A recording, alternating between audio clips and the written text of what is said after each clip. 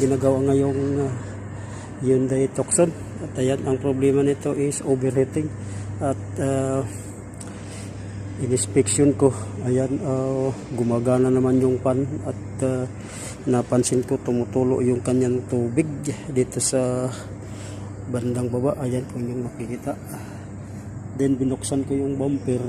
Dito ko na napansin at natuklasan na dati na pala itong na-repair. Ayan po, kung yung nakikita, nilagyan na ng epoxy yung kanyang